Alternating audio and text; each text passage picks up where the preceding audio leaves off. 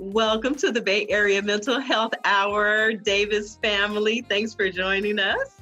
Hello. Hi, everybody. Hello. Oh, my goodness. You guys look really good considering what we're going through. Everybody's smiling. Everybody's smiling. Everybody looks happy. But, ooh, you're going to tell me what's really going on, okay? I don't want you to be shy. Okay, so welcome to the Bay Area Mental Health Hour Quarantine Check-In with Derek and Allison Davis, who recently celebrated 18 years of marriage with a beautiful family of 5 children, as you can see. Hello, everybody. Hello. Thanks. Hi, thanks for joining me on the quarantine check-in. I was once a child care provider like your mom, and I used to care for your oldest daughter, Alea, who's sitting there. Hi, Alea. It's good to see you. All grown up now. And you know, during that time, I had the responsibility of a lot of kids that weren't all mine, but you guys have a beautiful family that are all yours every single day, okay? And under the circumstances with the house full of folks, I'm sure you guys have some experiences that you can share with our audience out there about how you're coping with being stuck in the house day in and day out. Yes. So first of all, just introduce your beautiful family for us. So I'm Allison, and then first Derek. Firstborn, I'll go in age. So Alea, 15, Hi, and Alea. then Arabella is 10, and Amaris 7, and then Abraham, the only boy, is 5, and then Aria, come and say hi. That's Aria, she's a baby, and she just recently turned 3. Oh my goodness, what a beautiful family. Beautiful. And this is my first time meeting many of them. It's been a while since we've been able to talk. And I am so proud of you guys. You guys are a beautiful family.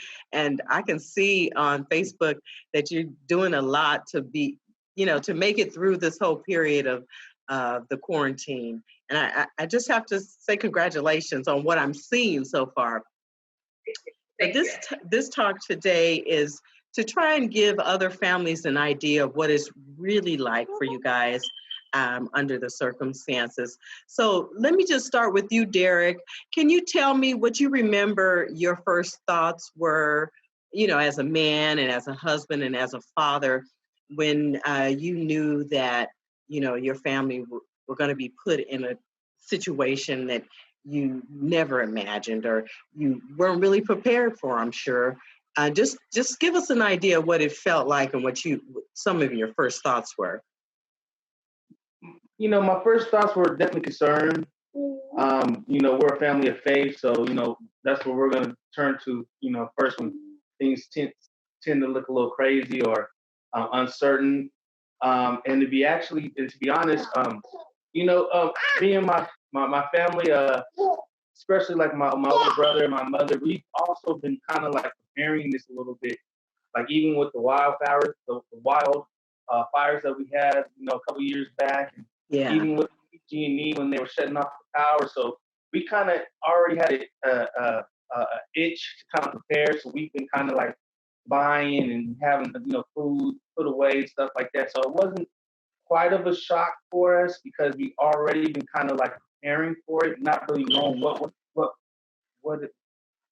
is going to be. But the fact of the matter is, you know, we were kind of lucky just to be a couple of steps ahead. To be honest, I didn't take it that serious at first. It really started to hit when they started shutting down all the stores, and you know, my job told us not to come in and stuff like that. That's when it really became, you know, kind of an issue and a real concern. But to be honest, I think, you know, we've been lucky. You know, like I said, we're a very strong, faithful family, and we've just been, you know, fortunate not to, you know, really feel too much devastation from it. I know a lot of people have been affected by it. Our prayers and our love goes out to all the families that have been. But we're just trying to stay above like everybody else. But our main thing is faith and just not letting it get the best of you. Always looking at the brighter side. You know, you definitely want to be prepared for any disaster, anything that comes, but at the same time, you always want to have the optimism of you know, brighter things to come. So we're just gonna weather this storm, and hopefully, you know, things are looking up. You know, God willing, we'll be back to normal within the next month. Mhm.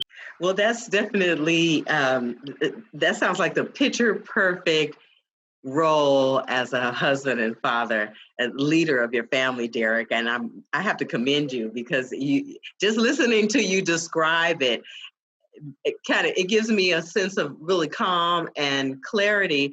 Like, you know, under the circumstances, no matter what would come, you were going to be cool under pressure, no matter what. So, Allison, let me ask you how you felt when you first, you know, got wind and really realized that this was going to affect your family. You guys were going to be locked down, and the circumstances, the normal would be changed. Yeah. You know. Well, and it seemed like it kind of happened in waves. So slowly but surely, more and more things started shutting down and closing down. You know, and it seemed like after the school shut down, and then having the kids, of course, I would have the kids, you know, in the house all day. But then the gym's shutting down, and that was a big outlet for us to be able to go to the gym, and it's me time, especially as a mom, to be able to have that time in the gym. But I think the main thing is when you're going through something like this, it's easy to get yourself into like a mental like rut where you're just kind of stuck and there's really not a lot to do and your whole routine and life has been disrupted. I think it's important to always have something that you're looking forward to, setting goals for yourself, and maybe those goals and what you look forward to is going to look different during this time, during shelter in place hours, but basically just modifying it to keep yourself uplifted. So one thing is we built a gym in our garage, and so we're working out and we've set new health goals for that. And also, I've seen that. You're inspiring me online, right? Yes, yes, and it makes you feel good. It, you know, naturally you get those endorphins anyways. So, physical activity is a wonderful thing to do. I've shared with my mom because she has arthritis, so it's hard for her to do a lot of high impact exercise. But I've shared with her maybe doing some yoga or something low impact, or even if you're not into exercise, just doing something, setting personal goals for yourself, maybe taking up a hobby, reorganizing closets, something to feel productive. And I think also another thing, as far as me and Derek being married, you know, there's no date nights. You're not going out to restaurants. You're not doing any of those kind of things. But as a woman, you can still look forward to dressing up. You just might have to dress up at home. So you can go onto Amazon and you can order cute little dresses and things like that. And great idea. Yeah. So just having stuff that still feels kind of normal. It's a modified normal, of course, and having things that you're looking forward to. That's great. That's great. And so now about the kids, and they, you know, they're doing their routine kind of in and out of your lives as the parents are kind of moving around you and doing things around you. But when it came time to sit them down and explain to them what was really happening and how their lives would be changed, what was that like for you guys, talking with them, and how did the kids, well, I'll have the kids give their ideas about how they felt, but what was it like for you guys as parents to talk with them about it?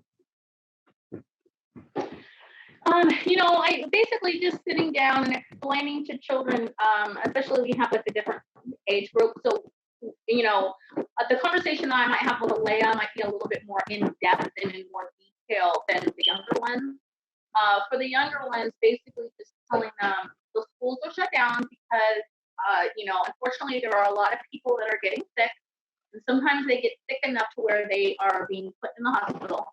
And so in order to prevent more people from getting put in the hospital or getting sick, because being sick is not fun, we are going to stop having parties and things like that. That's why we're not going, to school. Yeah. I know I had to explain to our oldest because she has a best friend, and of course everybody's off at school, and she's like, "Can I have my best friend, come over or spend the night?" And we had to explain that the reason why we're out of school right now, it's not a vacation or a school break. It's because we're trying to keep everybody healthy, and we're gonna have to stay apart for a while until they can find a way to be able to combat this virus that's going on. Yeah. So it seems like they understand it pretty well, but trying to just keep things as fun and lively as we can in the house. Some of our children have actually joined us with the exercise. Yesterday, the little kids, they basically reorganized their room and set up new places for their toys. So they were excited about that. And Alea also organized her closet. So just like, little things that normally we wouldn't have time for, we're finding time for. So I think it's also good to always look at the positives and everything. Right now, we do have extra time on our hands. Everything is pretty much slowed down. So we're able to focus more things at home, family goals, organizational goals, things like that. So what about the time that you guys would spend outside or outdoors? Are you getting out, and how are you guys getting out? So we are able to take little drives. One thing we discovered is that the drive-ins in Sacramento, those are still open because you can make social distancing, or like you said, physical distancing at the drive-ins, because you're just in your car and you can tune into the movie. And it was nice, it kind of broke the routine of just being at home and being able to get out. Also, we're able to, I have the kids play outside and things like that. And having them join us in working out while we're working out, they're kind of like copying our exercises, so they're able to be active as well. And I can see Alea, being the big sister, is helping out a lot with routines and things like that, activities. That's good. That's good. So Alea, here's your chance. Tell us what it's like for you, Alea, and you can get closer. I want you to get closer to the camera. Come on up here. Come down here with your sisters. Actually, come a little bit closer. It's been like, I mean, like, it's kind of like about like different to me. It's just that like I can't really see my friends that much, so like I still call them like every day, and we'll chat on the phone, and that's cool. It's nice not being able to go to school, and yeah. Alea actually has a new recipe that she's been making for the family every single day, and I for one love it. So I always tell her, make me a cup too. So you might want to explain what that is. I make whipped coffee. You take instant coffee and water and sugar, and you put it in like a bowl, you like whip it up, and then you mix it with coffee. Not coffee, but milk, and it's really good. Okay, I saw that, and you know what? I think you might have been one of the pioneers on the whipped coffee, because now I see everybody else trying to make it, but I saw you making it for the first time. So that's good. You're keeping yourself busy with recipes like that. And tell me about what your feelings were when you found out that you were going to be quarantined. Tell me about how you felt about the virus itself. Like, when you think about the virus and it's spreading the way it has and affecting so many people, how does that make you feel as a teenager about your own safety and well-being? I didn't really think of much of it at the time, but now that like they're shutting down stores like that, it's like kind of like more serious and like it hits harder. So then you realize that you have to now be responsible for your own safety and health, apart from your mom and dad and their help to protect you. Now, as a young adult, you have a responsibility, yourself to really learn how to protect yourself. Does that feel kind of overwhelming, or kind of like a serious on a whole new level? It's not really overwhelming. It's just that like I'm taking like health more seriously than I used to. Well, I have to just congratulate you as a teenager. You're pretty cool about it. Alea mentioned that basically she's just taking health a little bit more seriously than she was before. Yeah. And I was just going to piggyback off of that and say that we are in unprecedented times right now because, you know, if you have minor ailments and things like that, they're discouraging anyone from going to even your regular doctor visits, definitely from going to the ER, unless it's, you know, threatening, unless you're very sick, you're having difficulty breathing, things like that, because we need to save all of our PPE equipment and staff for fighting COVID-19. This is really a time to get into home remedies. So one thing we're doing as a family, my husband actually makes it for us every night, is we make a hot tea. He puts lemon and garlic and ginger, all fresh in there. We make a big pot. All the kids love it too. Oh, that's nice. And sometimes if it's a little bit natural honey. And if it's too hot, we tell the kids to go ahead and just take their cup and just breathe in the hot steam, because there has been a lot of research that says that the virus, it goes into your nose first in your throat and sits there for a while before it starts to invade lungs. Right, so one thing that you do to combat that is hot. Yeah, I saw that. It kills the virus. Yeah, water and lemon you can drink. Well, I mean, even if you don't have no other ingredients and just water and lemon, they say will help, you know, combat it. I guess the lemon in the water creates the water to alkaline, which is a real good mucus defector in the body. So right, that antioxidant to break all of that down. Yeah, and that's, you know, that's another thing about you as a couple. You know, you guys are working together on coming up with great solutions. Some people saw that video that the gentleman, the Rastafarian, introduced with the tea as being a conspiracy theory, but no, what's so wrong about a simple home remedy that our grandparents and great grandparents would have come up with, you know? So you guys are putting your heads together and really just doing the best that you can as a couple under the circumstances. And to be honest, I mean, it's smart just to have those things on hand. You know, get with your grandmother, whoever the elders are, and take down those old remedies. Because whenever we're in a situation like this, like I was saying, it might not be this, it might be something else. But whenever we're in a situation where we have to hunker down, we're not able to get to all the supplies that we want.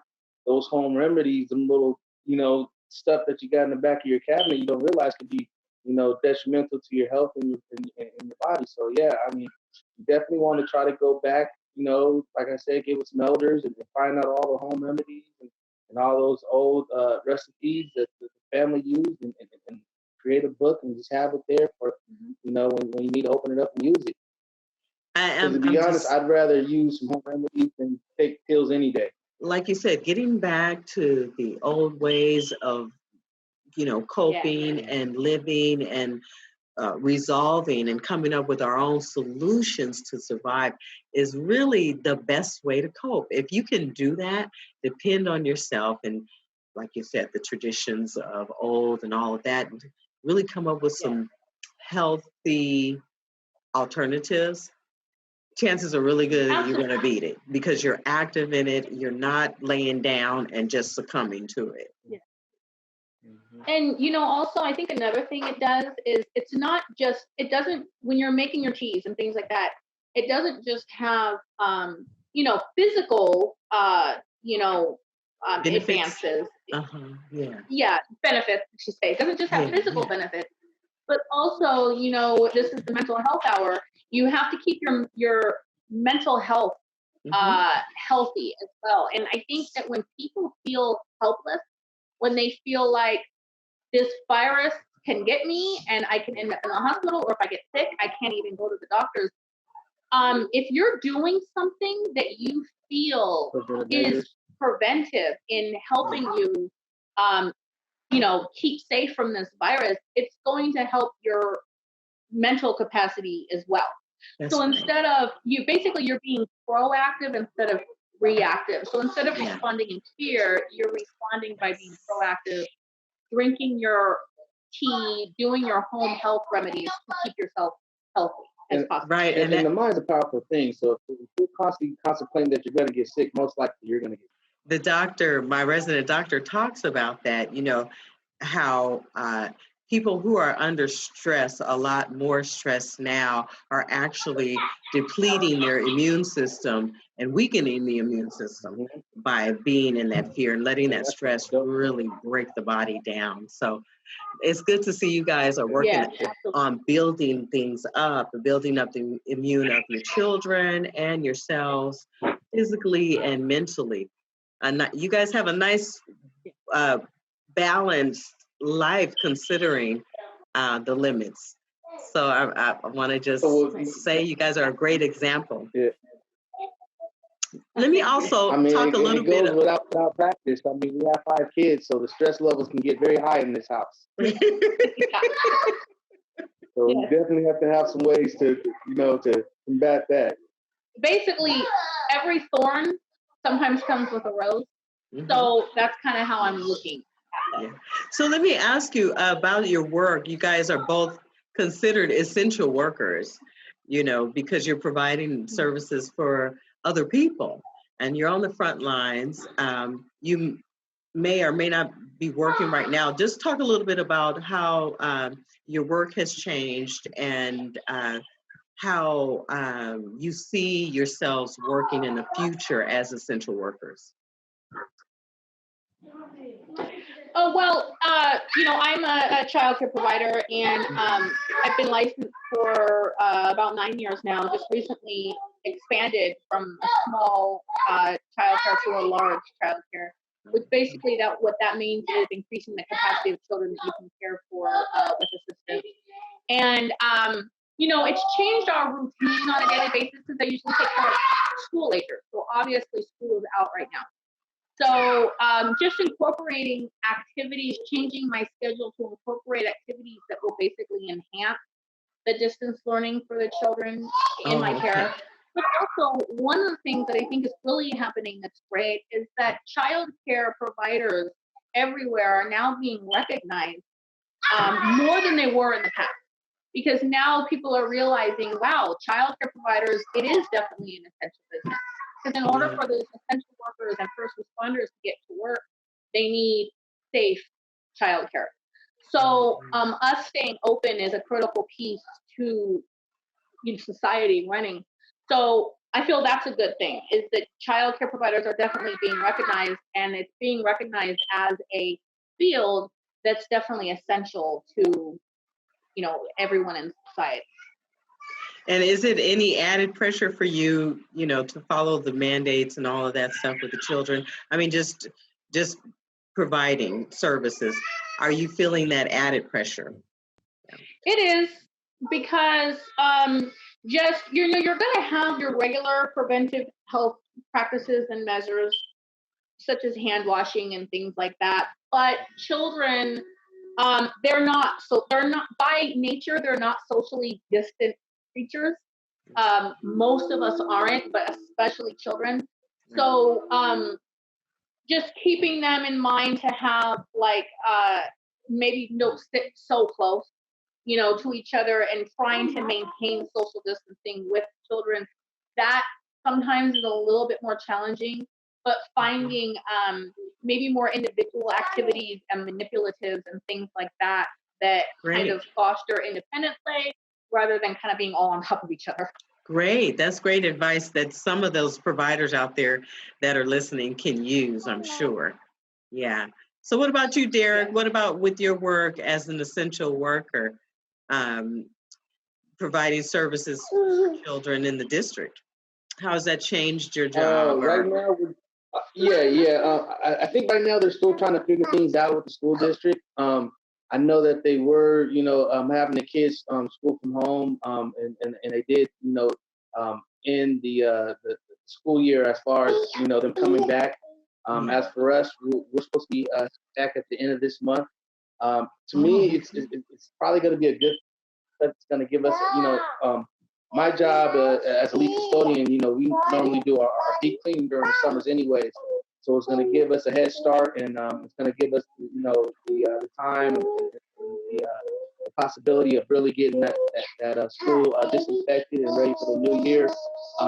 Me personally, I'm ready to go. I'm ready to get things back to normal. So, at the time when it first happened and they told us to hold off, I was doing some volunteer work, just to come in and get things going. So, really, it's just kind of just holding back and waiting to see what they're going to do as far as the superintendent and all that good stuff. But I'm hoping to see us back and getting things started and getting it ready for the next year within the end of this month. So, Wow. to me, it's going to be a good sign to go back. So I'm just looking forward to it. Just give us your last words, ideas, or opinions about families and how they can approach the future with this new normal. Right. I think I would say right now, I know Derek and I had spoke about limiting TV time. Not all families do that, but now is definitely a time to do that just because there's so much more time that we are spending at home. Even the parks are closed right now. So there's so much time that's being spent at home. So limiting the TV time, encouraging children to learn new skills, or work on skills that maybe they didn't know before. But a lot of churches are offering like streaming services. Our church is offering that. I think this is really a time to just find new ways to strengthen your family as a unit. And I really believe that at the end of this, when this is all over, I really believe that a lot of families are going to find that their unit, their togetherness has been strengthened as a unit. What about you, Derek? What's your idea about your family as a whole, and what kind of advice would you give to other families? I think it's a good opportunity for us to just kind of reconnect with the family. I mean, just our day-to-day hustle when things are normal is just, your work week is Monday through Friday or whatever your schedule is. Just go to work, come home, do whatever you got to do to maintain the home, and then, kind of do it all over again. So it's like we were all in this big hustle of constantly moving and grooving. And now, the world kind of like stopped. So it was a good time for us to kind of reconnect as a family. Like Allison was saying, pick up some new hobbies, maybe, whatever that project, you weren't able to get to that you're always putting off, take advantage of this time and really get with families. And also it's a good opportunity for us to, be prepared. That was one of the things that kind of, kept us on the up and up is that, we always knew, we always kind of had the idea something can arise. So you always want to have some stuff put away. Just always, kind of be, they say, prepare for the worst, but hope for the best. So as I would say, as a man of the household, you always want to kind of, be on the lookout for things like this. Have a nice little, setup for, maybe a couple of, cases of water, dry foods, some ammo, whatever you got to do to put away to hunker down if it comes down to it. But I think this is a real good opportunity for us to see, and also for us to learn. So yeah, I say take full advantage of this, and just be better prepared. This is a good time to love on the kids, love on the wife, take the time to just kind of woosah and reset. And I'm pretty sure within the next couple of months we'll get this thing moving again, and probably within the next year we'll be hustling and busting all over again. So really, I would say just take this time to just get with the family, love on them, pray for everyone that's going through this thing, is being affected. We all got to come together and just, we'll get through it, and take it as a lesson. Whatever doesn't kill us is only going to make us stronger. That's right. That's right. You guys are both such a great example. You have a beautiful family. Keep up the great work, and thank you to the Davis family for taking time to have this quarantine check-in with us here on the Bay Area Mental Health Hour. This example of being quote unquote or hashtag alone together will help lots of people out there, families and individuals during this pandemic. And to everyone watching, please continue to practice physical distancing. Stay home if you're not feeling well, and follow your respective governors and local health officials online for any updates on essential travel and lifting of other restrictions. Also, remember to use the protective mask and gloves.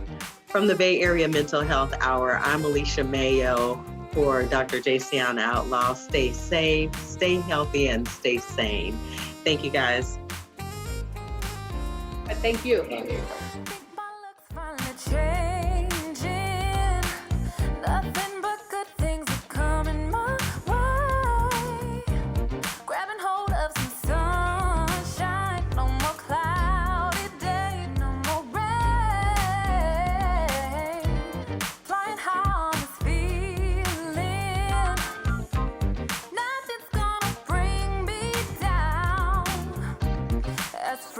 Thank you for tuning in to the Bay Area Mental Health Hour. Don't forget to visit our YouTube channel, subscribe, and tap on the notifications bell for future episodes. For real-time updates about the coronavirus, also known as COVID-19, please visit the Centers for Disease Control website at cdc.org.